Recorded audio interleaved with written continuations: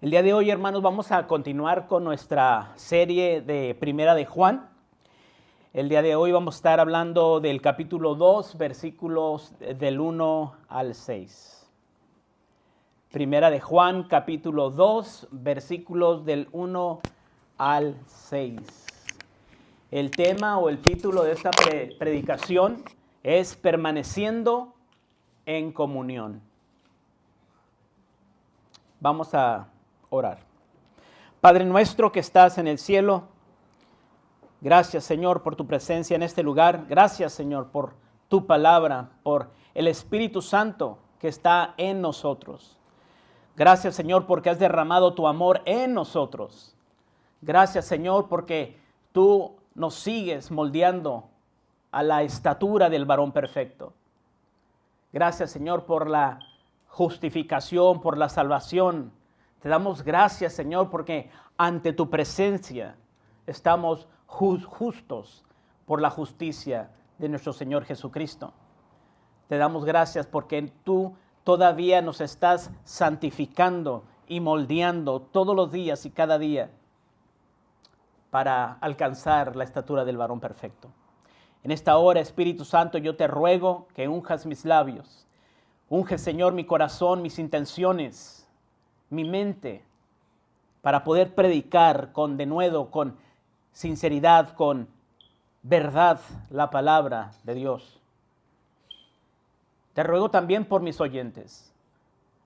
Espíritu Santo, sé con ellos y ayúdalos y ayúdanos a entender las verdades profundas que se encuentran en esta epístola de Primera de Juan, el capítulo 2.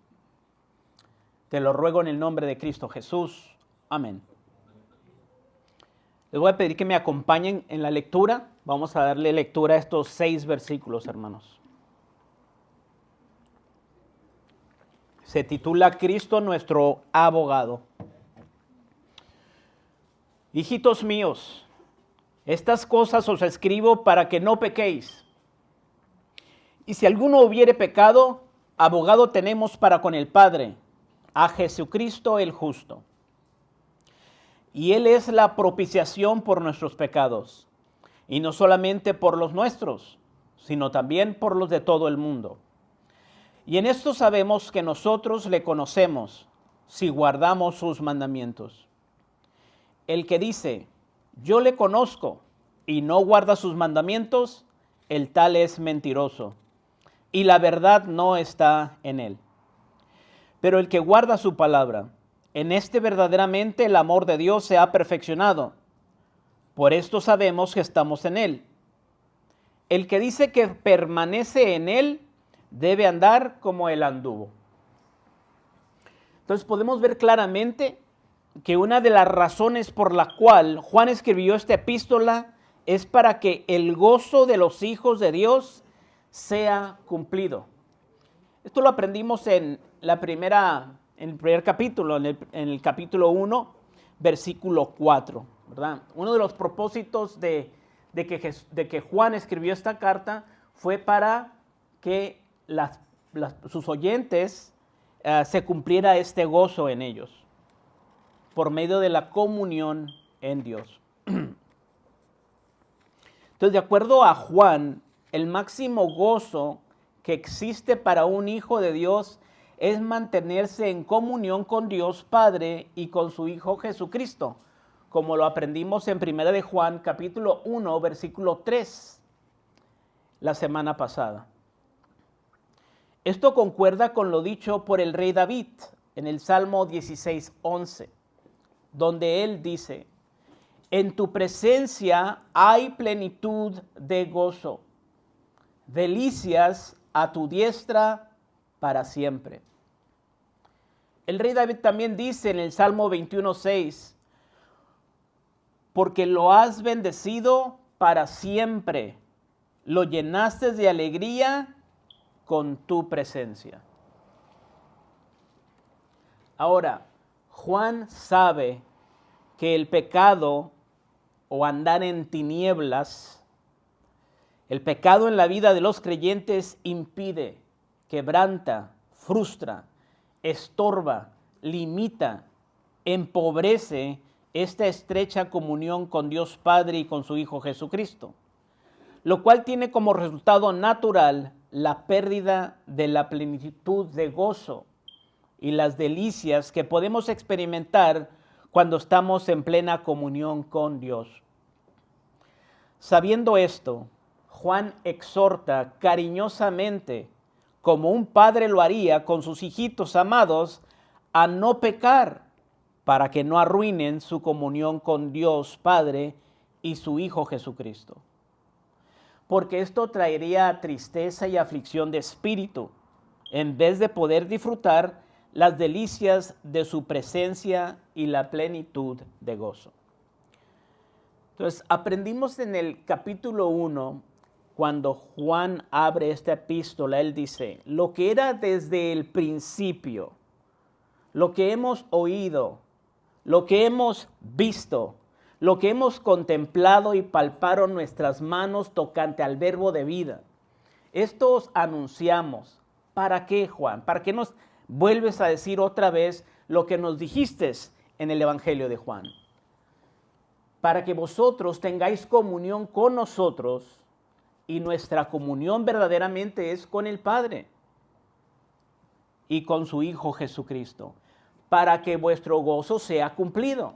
Es decir, el máximo gozo de un hijo de Dios lo va a encontrar en la presencia, en la comunión con Dios y en Dios. ¿Okay?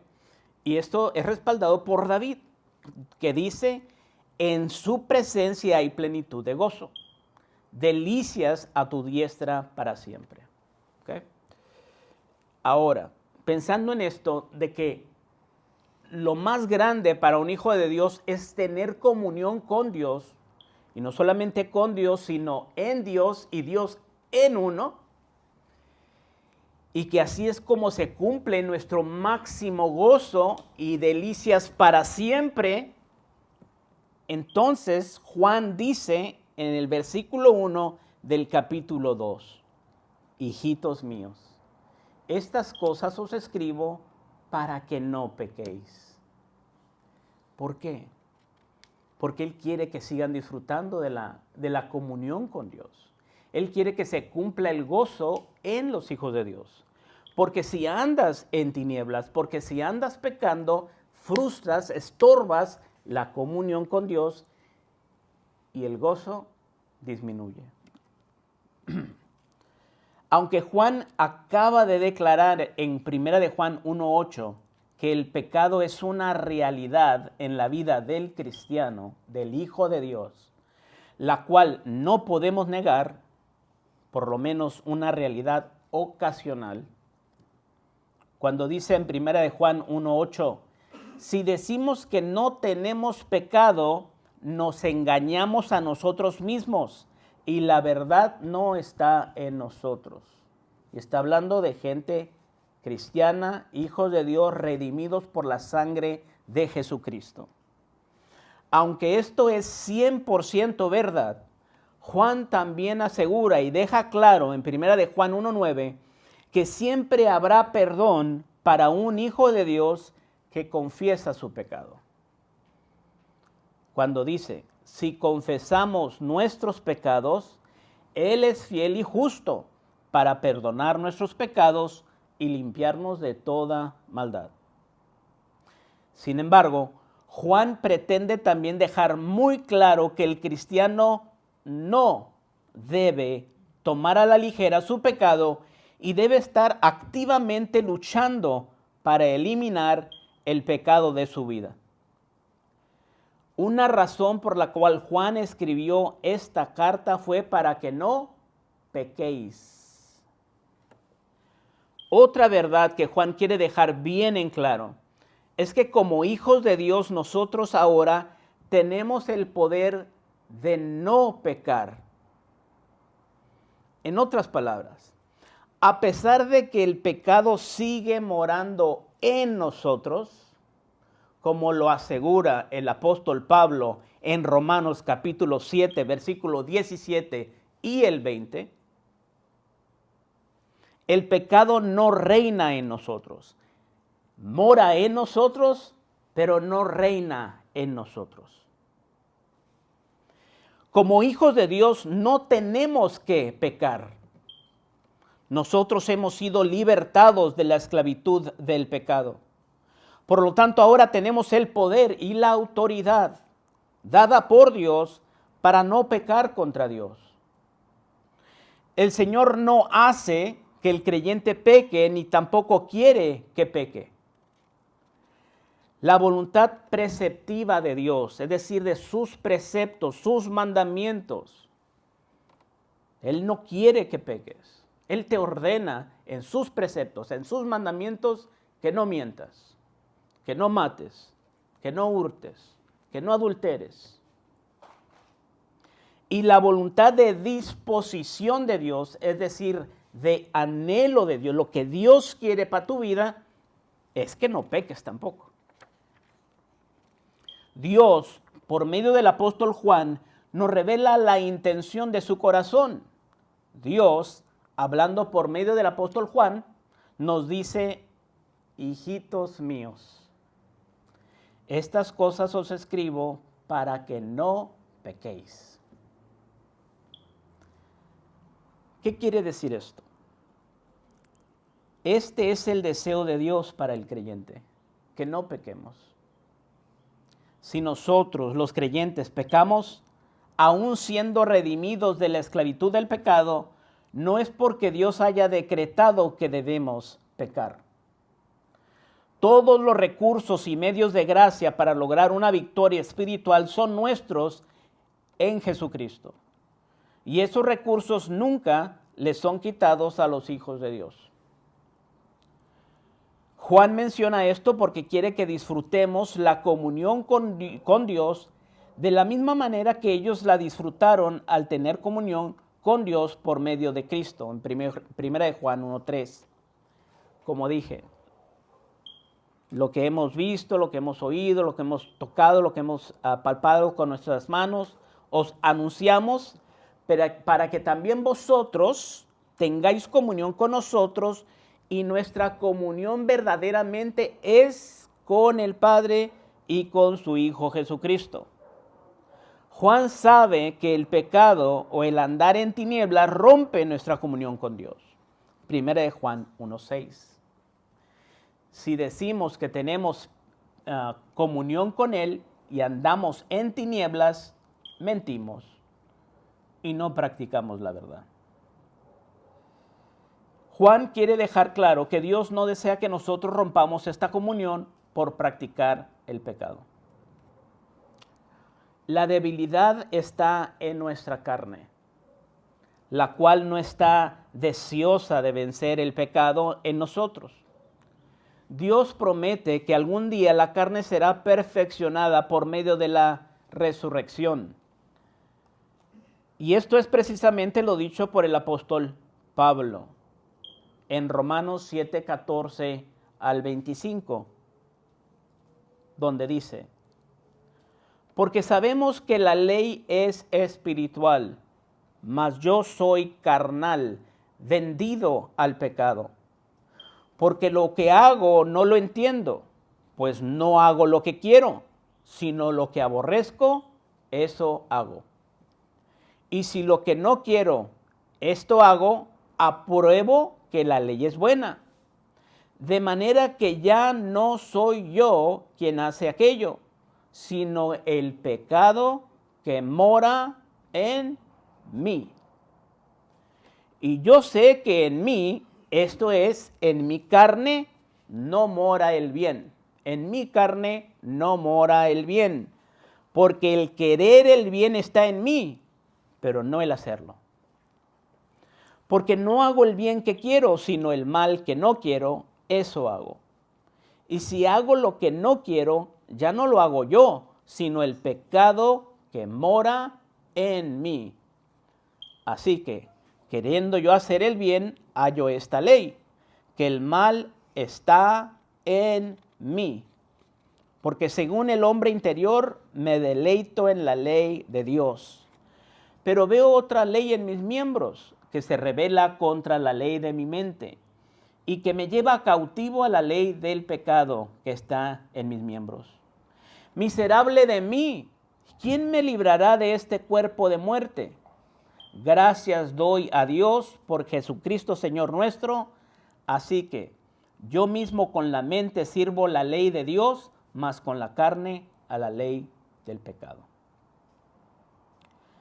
En 1 de Juan, capítulo 2, versículos del 1 al 2 dice: y si alguno hubiere pecado, abogado tenemos para con el Padre, a Jesucristo el justo.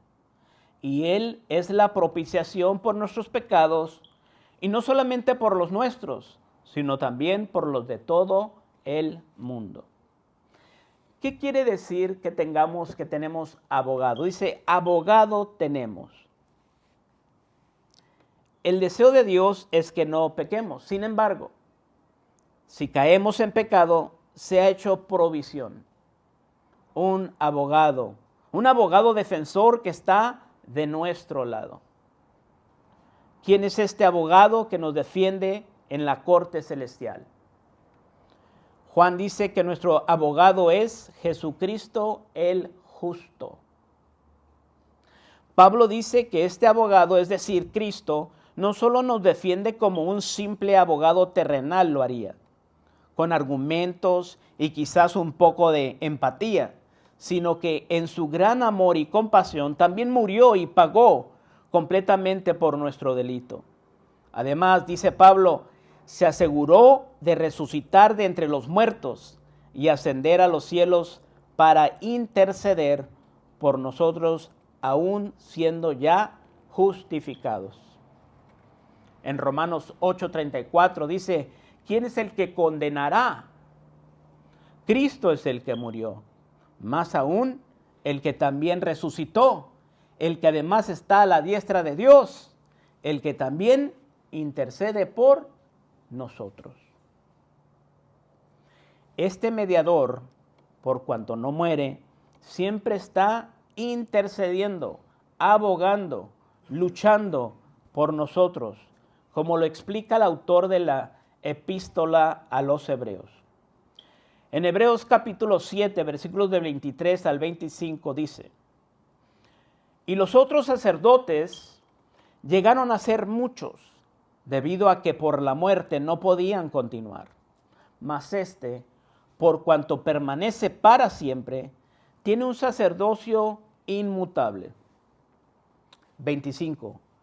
Por lo cual puede también salvar perpetuamente a los que por él se acercan a Dios, viviendo siempre para interceder por ellos.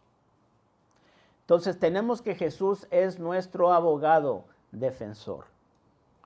Él es un mediador, Él es uno que intercede por nosotros. Aun cuando nosotros pecamos, siendo ya redimidos por su sangre y siendo hijos de Dios, Jesús no solamente murió por nuestros pecados como el Cordero de Dios, sino que ahora en su nuevo ministerio como mediador, sacerdote y abogado, intercede por nosotros cuando pecamos y le fallamos a nuestro Dios. Cuando somos redimidos por la sangre del Cordero de Dios, ya hemos sido limpiados.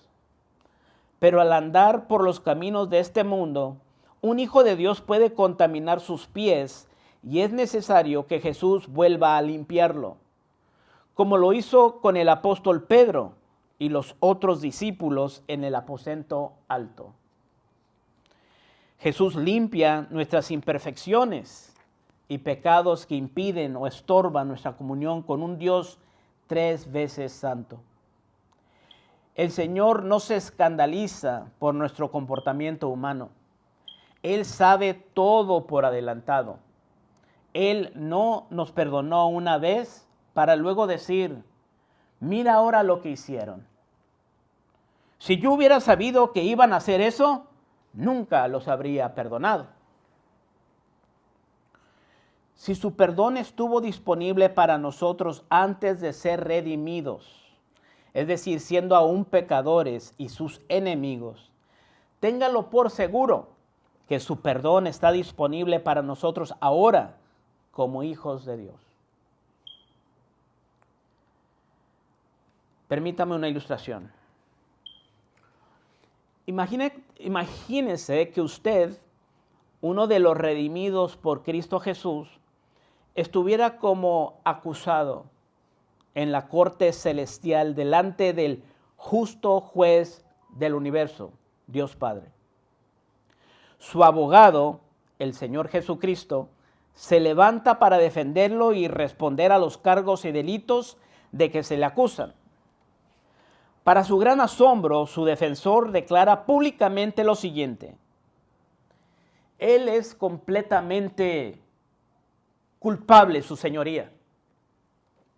Es más culpable de lo que se le acusa.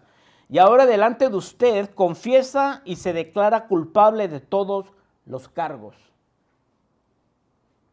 El mazo suena y el juez pregunta a su propio hijo, aquel a quien se le ha dado todo juicio, ¿cuál debe ser su sentencia? Su abogado contesta, su sentencia debe ser la muerte. Él merece toda la ira de este tribunal. Durante todo este tiempo, su acusador, Satanás, se está divirtiendo mucho con esto. Mientras tanto, usted humildemente confiesa y declara arrepentido: soy culpable, admito mi culpa, acepto mi castigo. Pero en ese preciso momento de su confesión, su abogado pide acercarse al juez. Al irse acercando, simplemente dice: papá, este me pertenece. Yo pagué su precio. Yo llevé el castigo y la ira que él merece. El mazo suena otra vez y el juez clama: culpable de los cargos, castigo cumplido. Nuestro acusador empieza a enloquecer y dice: ¿no lo vas a castigar por sus transgresiones? El juez exclama: no. El castigo ha sido cumplido en su totalidad por mi hijo. No hay motivo para castigarlo. Después, el juez se dirige a tu abogado y dice: hijo, dijiste que este te pertenece. Lo dejo bajo tu cuidado. Caso cerrado. Abogado tenemos para con el Padre, a Jesucristo, el justo. Podríamos pensar que nuestro pecado pone a Dios en contra de nosotros, pero Juan dice que Él es fiel y justo. Jesús nos defiende cuando caemos en pecado, incluso después de habernos justificado. Dios sabe que aunque hemos sido redimidos de la esclavitud del pecado, aún hay ocasiones que fallamos a nuestro Dios, porque todavía estamos en proceso de santificación. Dios sabe que somos polvo y que aunque deseamos con todo nuestro corazón hacer el bien, existe todavía en nosotros el mal, porque no hemos sido glorificados y todavía estamos en este mundo y en este cuerpo mortal y corruptible en el cual mora el pecado, según Pablo, Romanos 7, 17 y 20. En su compasión por sus hijos, Él ha provisto una solución para limpiarnos de toda maldad. En su gran amor y fidelidad a nosotros, cuando confesamos nuestros pecados, Él nos limpia y nos restaura de tal manera que podemos estar de pie por los méritos de Cristo de cara frente a su santa justicia. Por medio de Jesús, Dios puede estar a favor nuestro, aun cuando somos pecadores culpables. Un abogado o defensor humano se esfuerza por comprobar la inocencia de su cliente debatiendo, alegando, argumentando. Pero nuestro abogado Jesucristo admite sin lugar a dudas, nuestra culpa. Pero después que ha aceptado la culpabilidad de su cliente, es decir, nosotros, sus hijos, presenta una petición a nuestro favor como quien ha pagado totalmente las consecuencias de la ley de Dios, el sacrificio expiatorio por nuestra culpa. Jesucristo el justo, dice Juan. ¿Por qué Juan usa la palabra justo para describir a nuestro abogado? Es decir, a Jesús. Juan está usando un lenguaje legal, el cual es usado en una corte de justicia para describir a nuestro abogado. El Señor Jesucristo. Lo que esto significa es que Jesús está completamente calificado para ser nuestro abogado, ya que Él es perfecto y sin pecado. Jesús es el único digno de pararse cara a cara con Dios por cuanto no cometió pecado, ni engaño alguno se halló en su boca. Primera de Pedro 2:22. Él ha pasado el escrutinio de Dios, examen de abogados del cielo, y está calificado para representar clientes en el Tribunal Supremo de Justicia Celestial. Por otro lado, necesitamos a Jesús como nuestro abogado porque Satanás nos acusa delante de Dios. En Apocalipsis 12:10.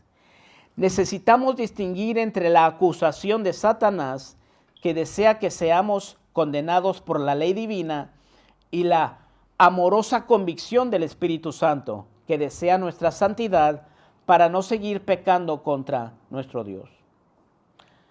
Ahora nosotros tenemos un corazón nuevo, de carne, sensible a la voz del Espíritu Santo en su palabra, la cual no nos deja estar conformes ni contentos cuando cometemos algún pecado. Si realmente hemos sido alcanzados por la misericordia de Dios, no podemos seguir viviendo de una manera pecaminosa, porque Dios el Espíritu Santo redarguye nuestras conciencias. Primera de Juan capítulo 2, versículo 2 dice, y Él, hablando de Jesucristo, es la propiciación por nuestros pecados. ¿Qué quiere decir Juan cuando usa la palabra propiciación? La propiciación, según la Biblia, es el acto mediante el cual el sacrificio de Jesucristo en la cruz satisfizo, aplacó o apaciguó la justa ira de Dios contra el pecador, satisfaciendo su justicia y reconciliando al hombre con él. No es un intento humano de calmar la ira de Dios temporalmente, sino la provisión amorosa y divina para satisfacer completamente la ira de Dios al no solo cubrir, sino quitar la culpa del pecador arrepentido, haciendo posible la reconciliación por la gracia de Dios. De acuerdo a Romanos 3:25, Primera de Juan capítulo 2, versículos 2, 4 y 10, la persona de Jesucristo y su obra en la cruz es la propiciación por nuestros pecados. Su muerte fue el sacrificio perfecto, el pago completo que satisfizo las exigencias de la justicia divina por nuestra rebelión a Dios y la desobediencia a su justa ley. La palabra propiciación está relacionada con la palabra propiciatorio. En el Antiguo Testamento, el propiciatorio era la tapa del arca del pacto. El arca y el propiciatorio estaban cubiertos de oro. En el propiciatorio, es decir, la tapa con la que se cubría el arca del pacto, era exactamente el lugar donde la sangre del sacrificio era rociada para expiar los pecados del pueblo de Israel en el día de la expiación, Yom Kippur, el cual se celebraba una vez al año y era precedida por el sumo sacerdote. Todo esto, incluyendo el propiciatorio, prefiguraba a nuestro Señor Jesucristo y el derramamiento de su sangre por los pecados de su pueblo, los escogidos de Dios. ¿Recuerda la predicación en donde estudiamos la resurrección de nuestro Señor Jesucristo en el Evangelio de Juan? El día y el momento exacto cuando María Magdalena se asoma a la tumba vacía de nuestro Señor, y lo que vio fue algo revelador para una mente saturada de las enseñanzas del Antiguo Testamento y del ritualismo del día de expiación, Yom Kippur. De hecho, lo que María Magdalena no vio es tan importante como lo que María sí vio en la tumba vacía. Lo que María no vio fue el cuerpo muerto de nuestro Señor Jesucristo, ya que Él había resucitado. Por otro lado, María vio la cama de piedra donde el cuerpo de Jesús fue puesto, muy probablemente manchada con la sangre de Jesucristo. Y además, vio a 2 ángeles con vestiduras blancas sentados en cada extremo de la cama, uno de ellos en la parte de los pies y otro en la cabecera, exactamente posicionados como los 2 querubines en el propiciatorio de oro, es decir, la tapa del arca del pacto. Todo esto obviamente dando a entender que Jesús había derramado su sangre para la expiación de los pecados de su pueblo, logrando de esta manera la propiciación por nuestros pecados. Es decir, la satisfacción de la ira santa de Dios, la cual cayó en Jesús. En resumen, la propiciación es la demostración del amor de Dios para con sus hijos al proveer a su unigénito Hijo como el sacrificio para que la justicia divina sea satisfecha y sus hijos sean perdonados y puedan disfrutar la dulce comunión con Dios. La propiciación da la idea de ofrecer presentes a los dioses, como para quitar el enojo de los dioses. Los griegos pensaban en esto en el sentido de que el hombre esencialmente sobornaba a los dioses para que le hicieran favores. Pero en la idea cristiana de propiciación, Dios mismo se presenta a sí mismo en Jesucristo como aquel que quitará su justa ira contra nuestro pecado para reconciliar al hombre con Dios. El teólogo inglés Henry Alford dice lo siguiente acerca de la propiciación.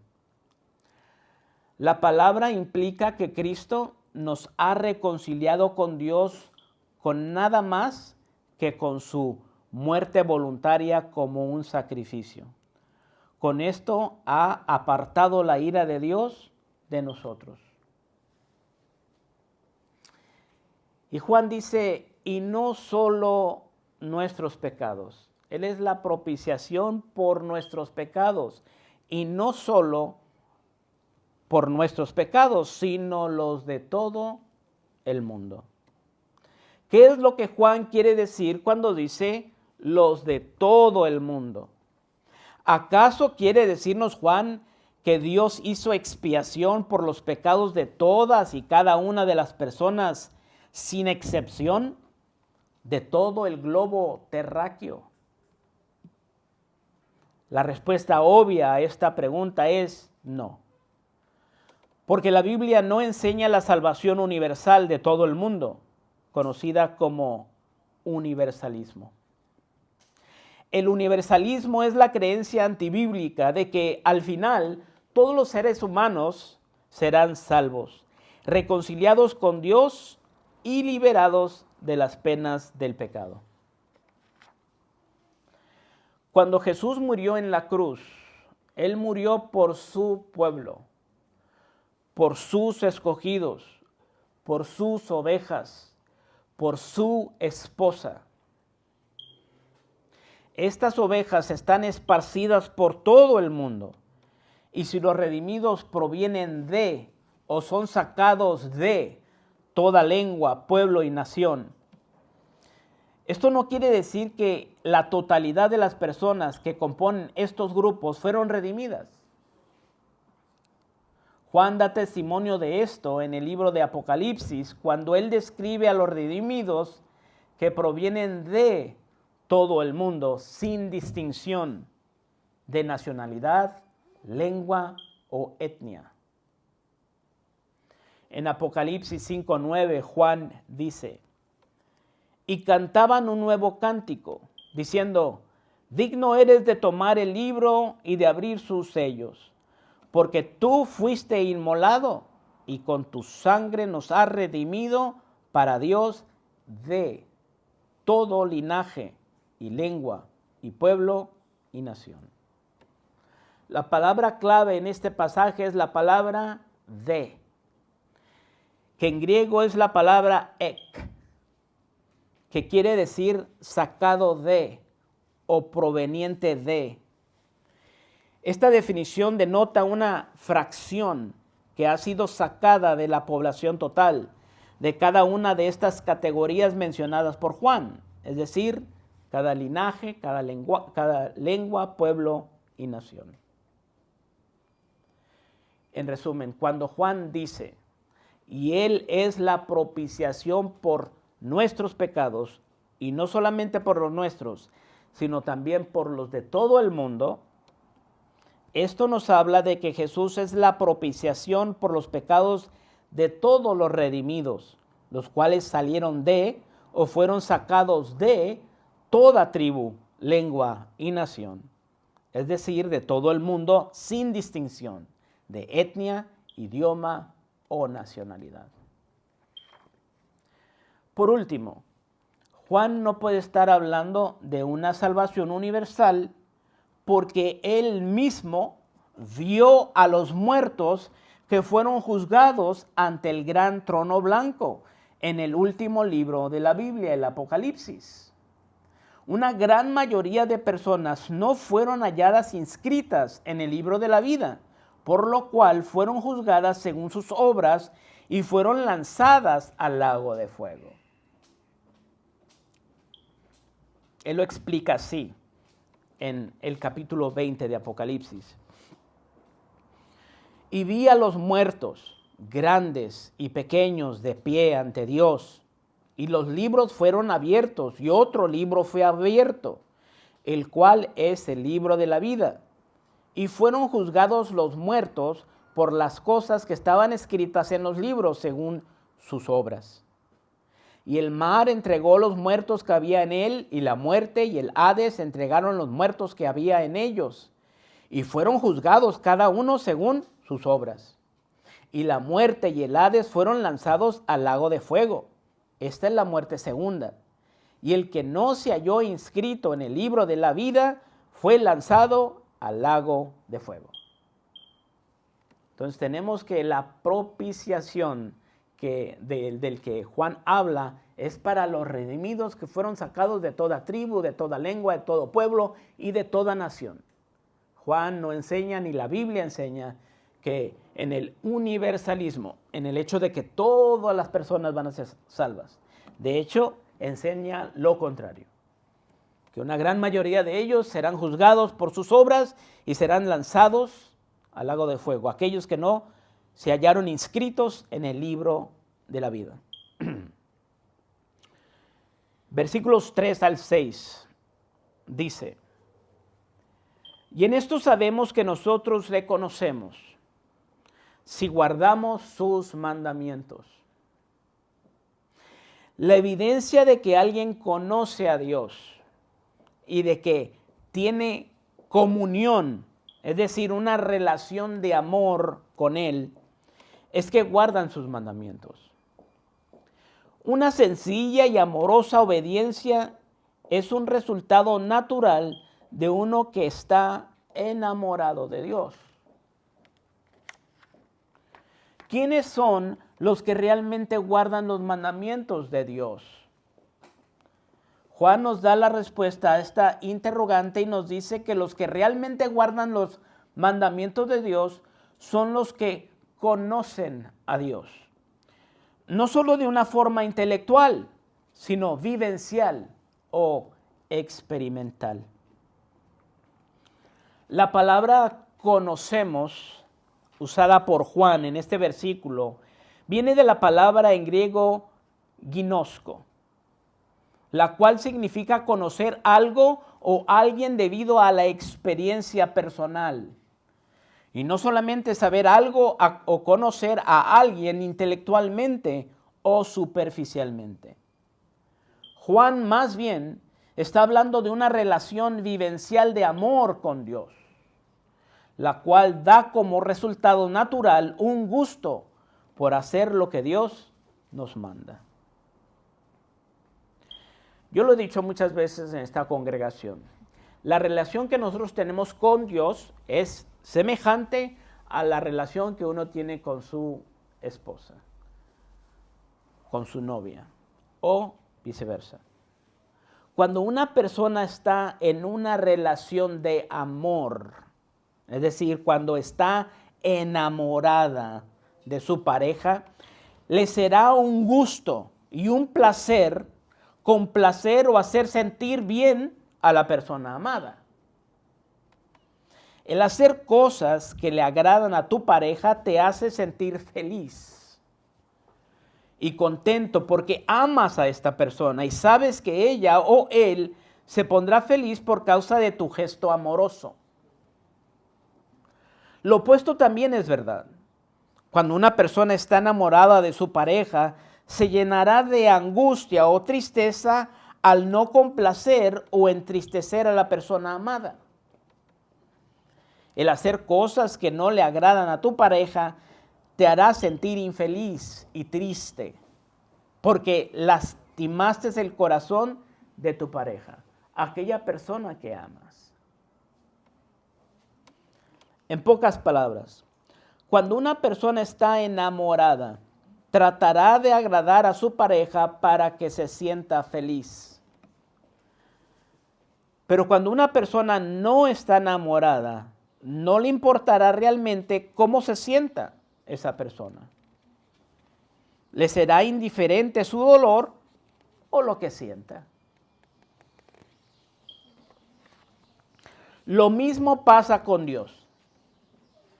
Cuando una persona ama realmente a Dios y tiene una relación o comunión vivencial con Dios todos los días, procura con todo su corazón agradarle, obedeciendo sus mandamientos.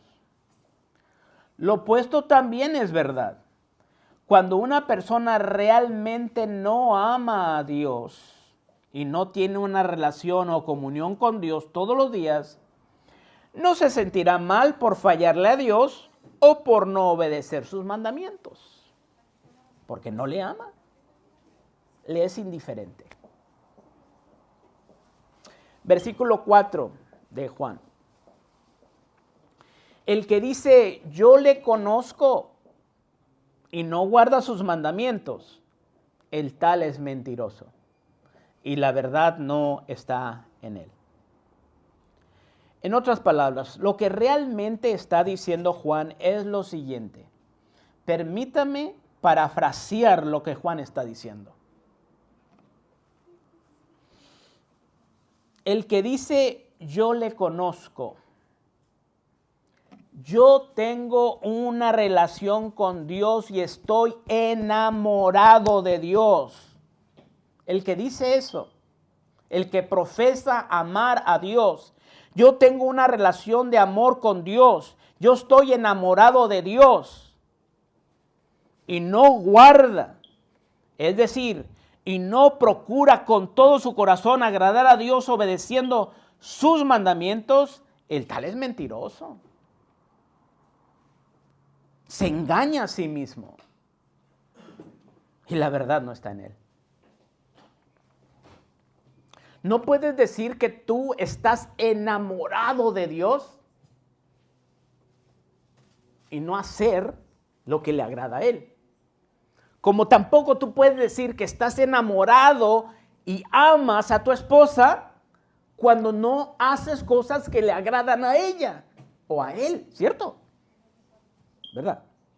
Bueno, de la misma forma, si tú dices, yo conozco a Dios, y la palabra conocer en la Biblia es una relación de amor. Yo tengo una relación con Dios de amor. Yo amo a Dios. Estoy enamorado totalmente de Dios. No hay nadie más grande que Dios para mí en la vida. Es mi tesoro más grande. Y no obedeces y andas en tinieblas, pues no es cierto. No es cierto que le amas. Porque no estás haciendo cosas que le agradan a Él. Y Él lo que le agrada es que le obedezcas.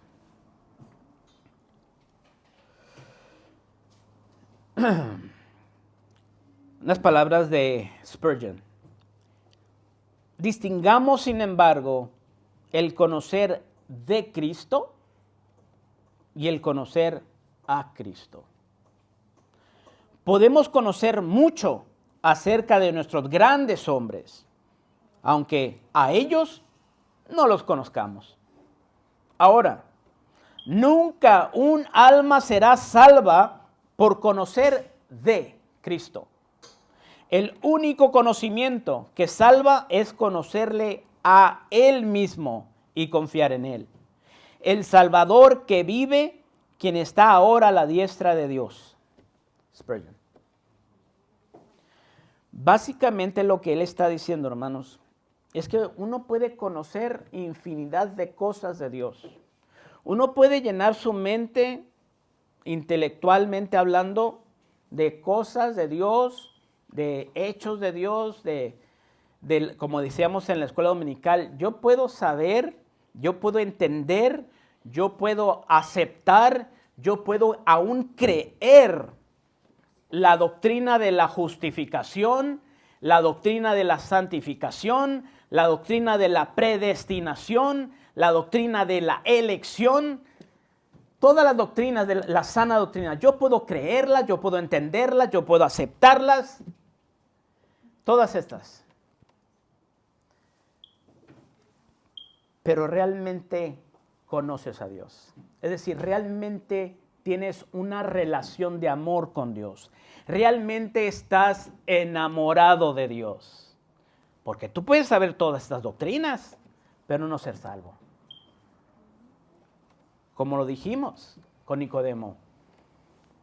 Sabemos, no solamente se nos afigura, creemos que tal vez, no, sabemos, estamos seguros que has venido como maestro.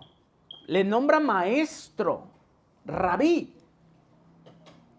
Sabemos que vienes de Dios, que viene de Dios. Porque nadie hace las cosas que tú haces, refiriéndose a sus milagros, prodigios. Nadie puede hacer estas cosas si Dios no está con él. O sea, yo, Nicodemo, y todos los del Sanedrín, no solamente creemos como que a lo mejor, no, nosotros estamos seguros, humanamente hablando, que tú vienes de Dios, que tú haces milagros, pues si los miraban todos los días, que tú vienes de Dios, y que tú eres maestro, porque la sabiduría nunca hombre ha hablado como este hombre, haces milagros y aparte haces milagros porque Dios está contigo, porque estás respaldado por Dios. Todo esto nosotros no solamente lo creemos, lo sabemos que es verdad. Pero ¿qué le dijo Jesús? Te es necesario nacer de nuevo. Es necesario que tú nazcas de nuevo, Nicodemo, para que tú tan siquiera puedas ver el reino de los cielos. No está hablando ni siquiera de entrar al reino de los cielos. Primero le dice, te es necesario nacer de nuevo para siquiera ver. No puedes ver, mucho menos entrar. Entonces dice Juan, el que dice yo le conozco y no guarda sus mandamientos, el tal es mentiroso y la verdad no está en él. Lo he dicho en esta congregación y lo voy a repetir porque son dos verdades universales importantísimas que yo aprendí de un buen amigo en el trabajo, y la primera es esta: una persona reserva sus mejores mentiras para sí mismo. Una persona reserva sus mejores mentiras para decírselas a sí mismo. Muy a menudo uno se miente a sí mismo y se cree sus propias mentiras. Una persona puede decir amar a Dios, tener una relación de amor con Dios, pero es solo una profesión que sale de los dientes para afuera y no del corazón.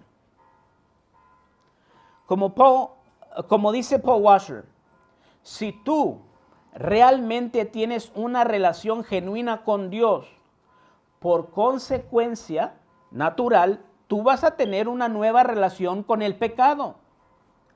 Realmente no tienes una nueva relación de amor con Dios si no tienes una nueva relación de odio contra el pecado. Si amas a Dios, por consecuencia natural, odiarás el pecado al cual Dios aborrece, ¿verdad? Si tú dices estar enamorado de Dios, que tienes una comunión con Dios y andas con Dios, pues no puedes amar las cosas que Él aborrece, ¿verdad? Si tú amas tu pecado, al cual Dios aborrece, entonces tú todavía no amas a Dios.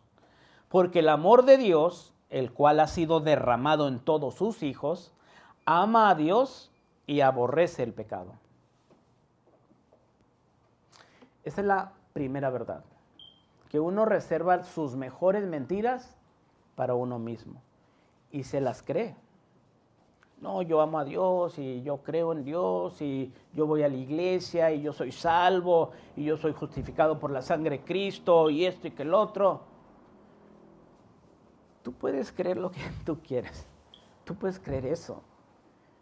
Pero si no hay un fruto, si no hay evidencia de tu santificación en la vida, en tu vida, entonces es inútil.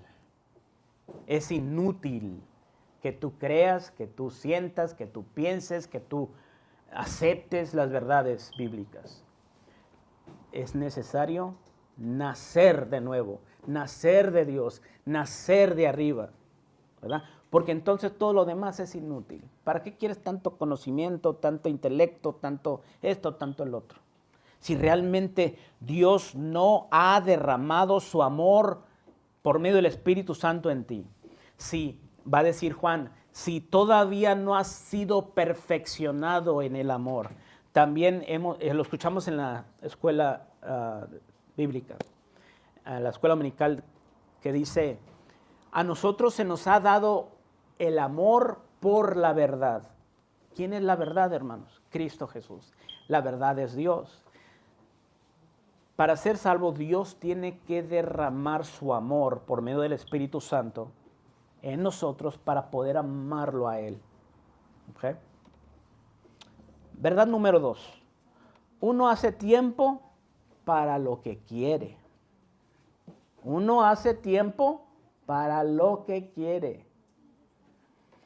Cuando uno está enamorado, uno hace todo lo posible para estar con su pareja, porque estás enamorado y quieres estar con ella o con él porque quieres estar con él. De hecho, si somos sinceros, uno quisiera prolongar el tiempo con su pareja lo más posible que se pueda. De la misma manera pasa con una persona que está enamorada de Dios. Uno quisiera estar con Dios todo el tiempo, en su presencia, escuchando y aprendiendo de Él a leer o escuchar su palabra, cantando y alabando su nombre.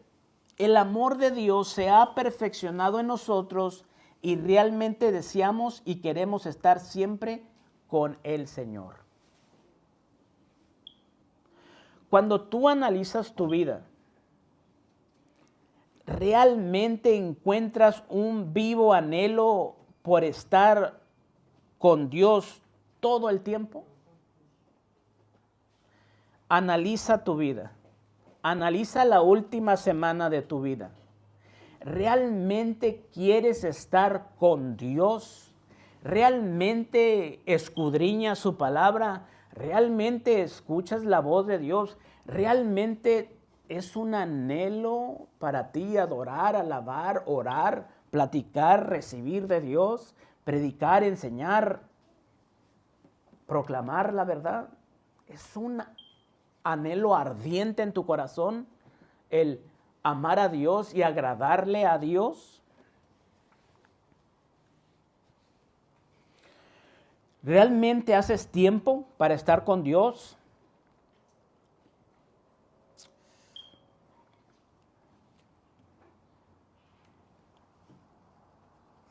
¿O eres de los que dicen amar a Dios, pero nunca hacen tiempo para estar en su presencia? Porque el tiempo lo tenemos todos, 24 horas al día. Todos tenemos el mismo tiempo, pero hay unos que hacen tiempo. ¿Pero por qué hacen tiempo? Porque aman a Dios, porque quieren estar con Dios. Y los que no hacemos tiempo, ¿por qué será, hermano? Porque no tienen tiempo. Todos tenemos tiempo. ¿Será porque no amas a Dios lo suficiente? Y es por eso que no haces tiempo. Analiza tu vida. Te invito a que reflexiones. Date cuenta por ti mismo en dónde inviertes la mayoría de tu tiempo. Cuando tú hagas un autoanálisis introspectivo y encuentres dónde inviertes la mayoría de tu tiempo, te darás cuenta en dónde está tu tesoro. Tu amor más grande lo encontrarás en donde más inviertas tu tiempo. Simple y sencillo, hermanos. Uno hace tiempo para lo que quiere. El que dice yo le conozco, es decir, yo estoy enamorado de Dios, pero no hace tiempo para estar con Dios, el tal es mentiroso. Y la verdad no está en él. Versículo 5. Pero el que guarda su palabra, en este verdaderamente el amor de Dios se ha perfeccionado. Por esto sabemos que estamos en él. Una vez más, Juan hace la conexión entre nuestra obediencia y nuestro amor por Dios. Existe una relación directa entre el amor de una persona hacia Dios y la obediencia de esa persona hacia Dios. Una persona que ha sido perfeccionado en amor, es decir, una persona que su amor por Dios ha madurado, mostrará obediencia hacia Dios. Quizás no perfecta, pero sí una obediencia intencional, sincera, esforzada y de todo corazón. Estas dos cosas, un amor maduro y una obediencia esforzada y de todo corazón, nos da seguridad de que estamos en Jesús. Por esto sabemos que estamos en Él. Porque nos esforzamos, porque tenemos una intención para agradarle a Él, una sincera, esforzada y una obediencia intencional a Él. Por esto sabemos que estamos en Él. Cuando alguien es justificado, Dios derrama su amor en el corazón de esta persona y comienza a crecer un amor sincero por Dios y por su palabra. Como consecuencia directa a este amor por Dios, nace un sincero deseo por obedecer a Dios y por no pecar contra Dios. Aunque el pecado no es eliminado del creyente totalmente, sino hasta que sea glorificado, su relación con el pecado sí es cambiada para siempre. Un cristiano ya no más ama el pecado como antes lo hizo. Un cristiano ya no más alardea de su pecado como antes lo hizo. Un cristiano ya no más planea el pecado como antes lo hizo. Un cristiano ya no más recuerda su pecado con afecto como antes lo hizo.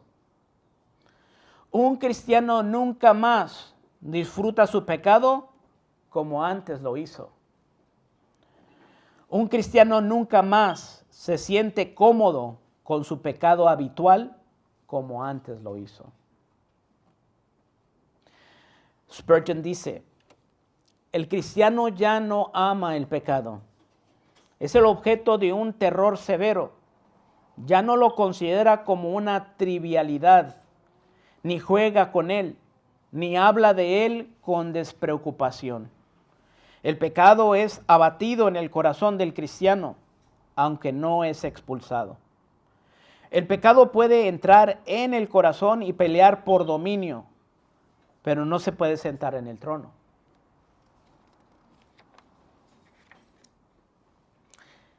Permítame parafrasear el versículo 5 de Primera de Juan capítulo 2.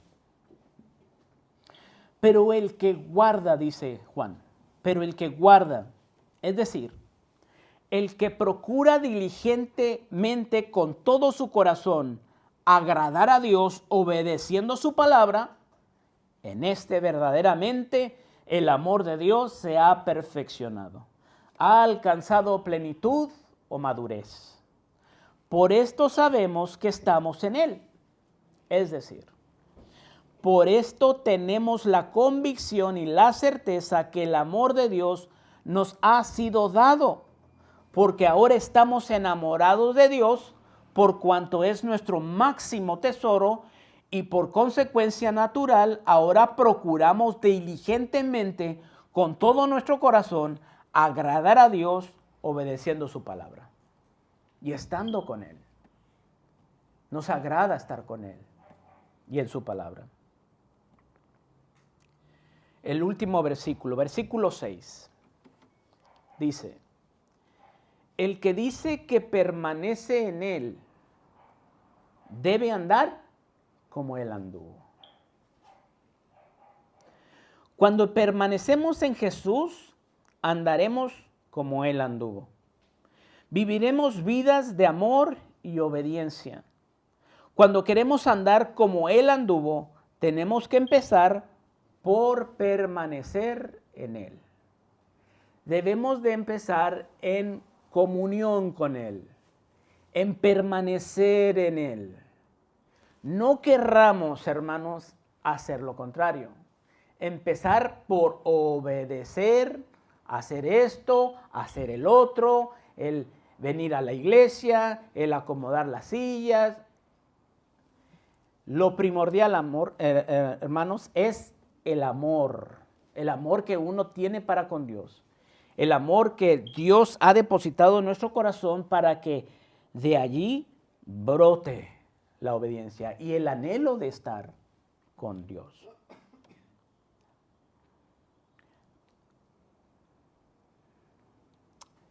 Lo más importante que debemos entender de este último versículo es que si deseamos andar como Él anduvo, debemos mantener una comunión con Dios y con su Hijo Jesucristo. Al permanecer en comunión con Cristo, daremos naturalmente fruto de justicia, es decir, de obediencia. Nuestro gozo será cumplido cuando llevemos fruto que dé gloria a su nombre, porque nuestro más grande gozo es agradar a aquel del cual nosotros estamos enamorados. Es decir, de Dios, por medio de nuestro Señor Jesucristo.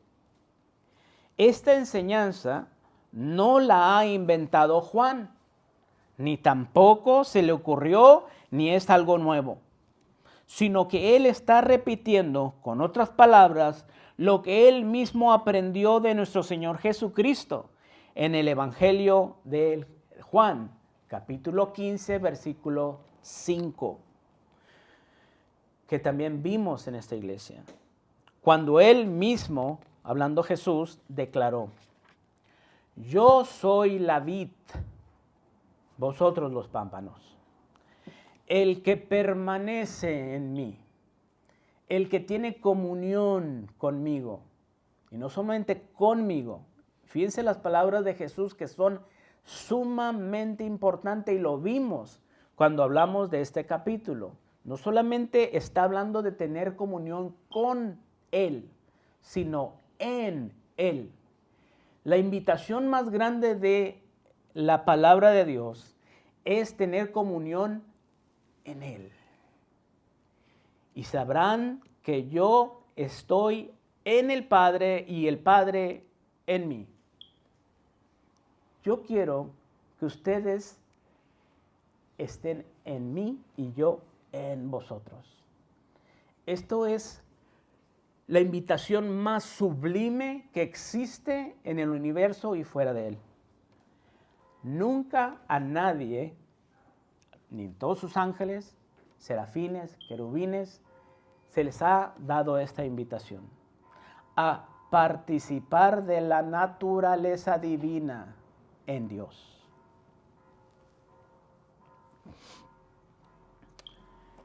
Dice: yo soy la vid, vosotros los pámpanos. El que permanece en mí y yo en él, este lleva mucho fruto, porque separados de mí nada podéis hacer. Versículo 10 dice: si guardareis mis mandamientos, es decir, si no pecan, permaneceréis en mi amor, es decir, en comunión conmigo. Así como yo he guardado los mandamientos de mi Padre, es decir, no he pecado contra mi Padre y permanezco en su amor, es decir, en comunión con Él. ¿Se da cuenta cómo Juan está agarrando las mismas palabras de Jesús y las está explicando en otra palabra, pero la idea es la misma? Esto que dice Juan, debe andar como Él anduvo. Obviamente no somos llamados a imitar la manera en que Jesús caminó sobre el agua e hizo cientos, si no miles de milagros, prodigios portentosos que Él hacía, sino a su diario caminar con Dios, el Padre, en comunión. El poder espiritual evidente en la vida de Jesús fluía de una vida fiel, constante y disciplinada de comunión y obediencia a Dios Padre. Si realmente deseamos vivir una vida fructífera y por consecuencia llena de gozo, como nuestro Señor Jesucristo, entonces debemos permanecer en comunión con nuestro Padre Celestial y nuestro Señor Jesucristo. El punto más importante de esta predicación, hermanos, es que Juan empieza diciendo: todo esto se los anunciamos para que ustedes tengan comunión con nosotros. Y nuestra comunión verdaderamente es con Jesucristo, con el Padre y nuestro Señor Jesucristo. Como dije, Dios nos ha hecho esta invitación extraordinaria. El hecho de que nosotros hemos sido invitados a ser uno con Dios y estar en Dios es la invitación más grande que nos han hecho en toda la vida. El potencial de crecimiento cuando estamos en Dios es exponencial, hermanos. Jesucristo dijo: el reino de los cielos es semejante a una semilla de mostaza, la cual se siembra, la más pequeña en todas las hortalizas, la semilla más pequeña. Se siembra y cuando nace y cuando crece, se convierte en uno de los árboles más grandes, ¿verdad? De tal forma que dice, inclusive las aves de los cielos vienen y anidan en ese árbol. Jesús dijo: si el grano de maíz no muere, de trigo no muere, no puede dar vida. Tiene que ser plantado. Cuando Jesús fue sepultado, fue plantado en un jardín. Sí sabían, ¿verdad? En un jardín. Cuando Él resucita, Él da vida a todos sus hijos, ¿no? El hecho de que la palabra de Dios dice, y el hombre dejará a su mujer, el hombre dejará a su padre y a su madre, y se unirá a su mujer, y serán una sola carne. ¿Esto lo dice enteramente por nosotros o está hablando de una verdad celestial? Lo está diciendo de una verdad celestial. Dios instituyó el matrimonio, hermanos, para enseñarnos una verdad más grande, más eterna, más sublime, que es la unión de la iglesia con Cristo, que es la unión de la esposa de Cristo con Jesús. En esa unión nosotros salimos ganando, hermanos. En esa unión nosotros se nos ha sumado más que lo que Dios ha adquirido de nosotros. Cuando una célula de un hombre se junta con la célula de una mujer, nunca de los nunca pensarías que se formaría una persona con ojos, con intelecto, con cerebro, brazos, que corre, que esto, que lo otro. Si tú comparas el organismo de una célula y lo comparas con el producto, el resultado, el final, tú pudieras decir que exponencialmente esa unión ayudó tremendamente a este ser. Porque se ha creado un ser más lleno, más completo, más complejo, más extraordinariamente, más alto, más de todo. Bueno, usando la misma analogía, usando el mismo ejemplo, cuando Dios nos invita a ser parte de Él, a ser uno con Él, el potencial, hermanos, es extraordinario. Es infinitamente exponencial, extraordinario lo que nosotros vamos a lograr, lo que nosotros vamos a hacer. Porque Él nos ha hecho partícipes de su naturaleza. Y no estoy diciendo que nos vamos a convertir en Dios, pero sí vamos a crecer exponencialmente. Lo que somos hoy, Pablo dice, lo que se siembra en corrupción, dice, nace en incorrupción. Lo que es mortal se convierte en inmortal. ¿Verdad? Lo que es cuerpo, ¿qué dice? Terrenal o animal. Y luego se convierte en cuerpo espiritual. El crecimiento cuando uno se une a Cristo es exponencial, infinitamente grande, hermano.